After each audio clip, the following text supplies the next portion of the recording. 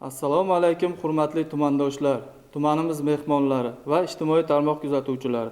So'nggi yillarda butun dunyoda kuzatilayotgan iqlim o'zgarishi va global isish jarayonlari mamlakatimizga ham o'z ta'sirini ko'rsatmoqda. Joriy yil yoz mavsumida havo haroratining me'yordan yuqori bo'lishi natijasida elektr energiyasi iste'moli ortib, sovutish vositalaridan keng foydalanilmoqda. Shu bilan birga qurigan o'simliklar va yonuvchi chiqindilarni o'z vaqtida tozalanmasligi yong'inlar kelib chiqish xavfini yanada oshirmoqda.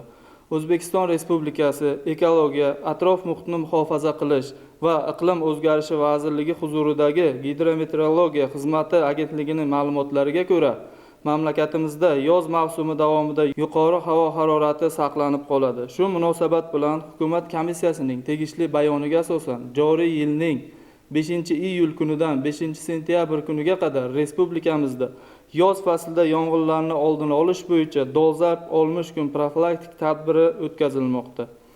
Ushbu tadbirlar doirasida aholi turar joylarida elektr energiyasi, tabiiy va suyultirilgan gazdan xavfsiz foydalanish, shuningdek ta'lim, sog'liqni saqlash va boshqa ijtimoiy soha obyektlarida yong'in xavfsizligini ta'minlash, energetika obyektlarida avariyalarning oldini olish, bozorlar, savdo komplekslari va odamlar gavjum joylarda yong'in xavfsizligi talablariga qat'iy rioya qilish, yirik sanoat qurilish, kimyoviy moddalar saqlanadigan omborlar hamda boshqa xavfli obyektlarda favqulodda vaziyatlarni oldini olish, oromgohlar, sanatoriyalar va boshqa dam olish maskanlarida profilaktik chora-tadbirlarni kuchaytirish, o'rmon xo'jaliklari, uy-joy fondi obyektlarining yong'in xavfsizligini ta'minlash. Aziz yurtdoshlar, sizlarni quyidagi yong'in xavfsizligi qoidalariga qat'iy amal qilishga chaqiramiz. Elektr tarmoqlari va maishiy elektr jihozlaridan me'yor talablariga muvofiq foydalaning. Gaz uskunalarini nazoratsiz qoldirmang. Quruq o't o'lanlar, maishiy chiqindilar va xas-xashaklarni yoqmang. Bolalarni gugurt, zajigalka va boshqa yonuvchi vositalar bilan nazoratsiz qoldirmang. Aholi punktlari, dala va o'rmon hududlarida ochiq olovdan ehtiyotkorlik bilan foydalaning. Yong'in xavfini keltirib chiqarishi mumkin bo'lgan har qanday holatga befarq bo'lmang.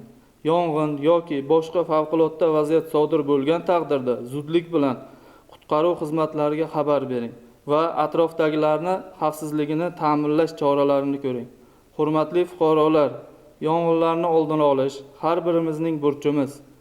Faqat barchamizning hushyorligimiz, mas'uliyatimiz va hamjihatligimiz orqali insonlar hayoti, mol-mulki hamda atrof muhitni asrab qolishimiz mumkin. Barchangizni dolzarb 60 kun profilaktik tadbirida faol ishtirok etish va yong'in xavfsizligi qoidalariga so'zsiz amal qilishga chaqiramiz. E'tiboringiz uchun rahmat.